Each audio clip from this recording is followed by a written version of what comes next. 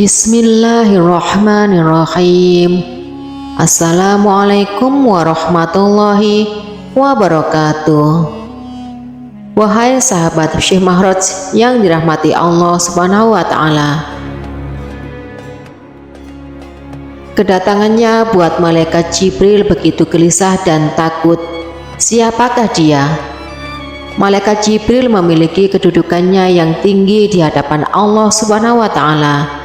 Sebagaimana firman-Nya, sesungguhnya Al-Quran itu benar-benar firman Allah yang dibawa oleh utusan yang mulia Jibril, yang mempunyai kedudukan tinggi di sisi Allah Subhanahu wa Ta'ala, yang mempunyai arsy, yang ditaati di sana di alam malaikat lagi percaya. Quran Surat At-Takwir ayat 19 hingga 21. Meskipun memiliki kedudukan agung di sisi Allah Subhanahu wa Ta'ala, namun malaikat Jibril takut ketika suatu saat nanti kehilangan ridho Allah Subhanahu wa Ta'ala. Dikisahkan dari ensiklopedia Al-Quran bahwa Umar bin Khattab meriwayatkan rangkaian pembicaraan Rasulullah SAW dengan malaikat Jibril. Suatu hari malaikat Jibril mendatangi Rasulullah SAW dan menyampaikan dahsyatnya tentang neraka. Malaikat Jibril berkata, neraka itu hitam pekat, rumah bunga apinya tidak dapat meneranginya, nyalanya tidak dapat dipadamkan. Demi zat yang mengutusmu dengan kebenaran, wahai Muhammad, seandainya sebesar lubang jarum dibuka dari jahanam, niscaya seluruh yang ada di permukaan bumi akan mati karena panasnya. Demi zat yang mengutusmu dengan hak, seandainya penjaga neraka jahanam menampakkan dirinya kepada penghuni bumi, niscaya semua orang yang ada di muka bumi akan mati karena begitu buruk mukanya dan begitu busuk.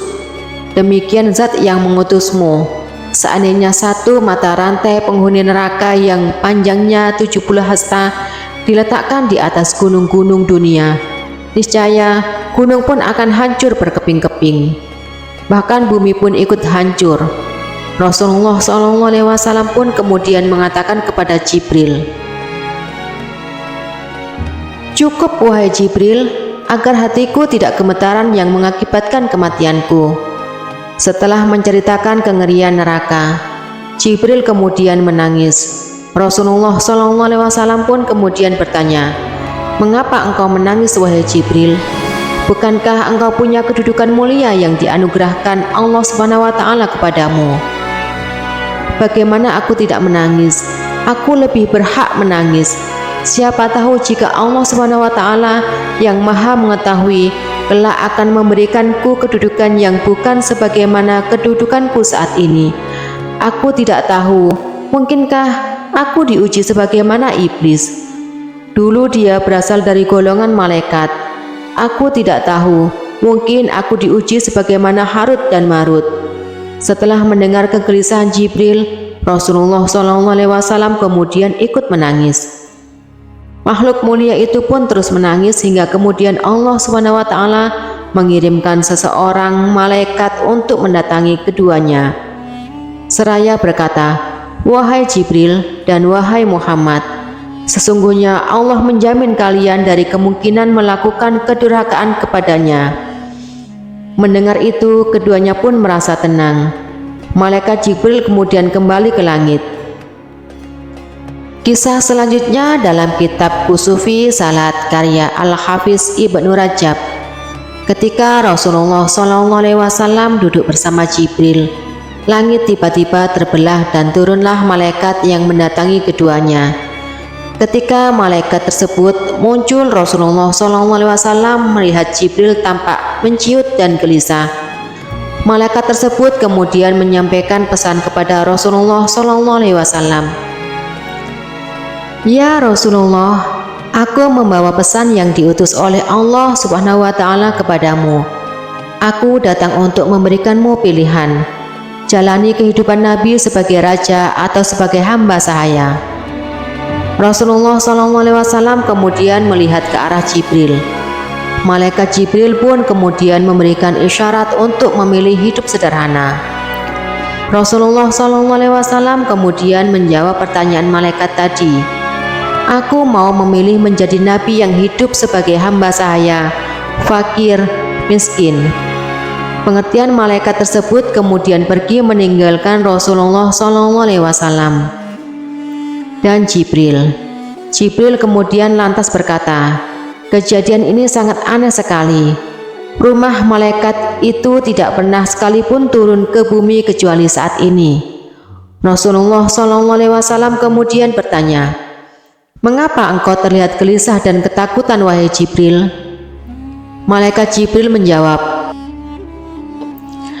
demi Allah, aku tidak pernah berpikir dia akan turun ke bumi kecuali untuk mengabari datangnya hari kiamat.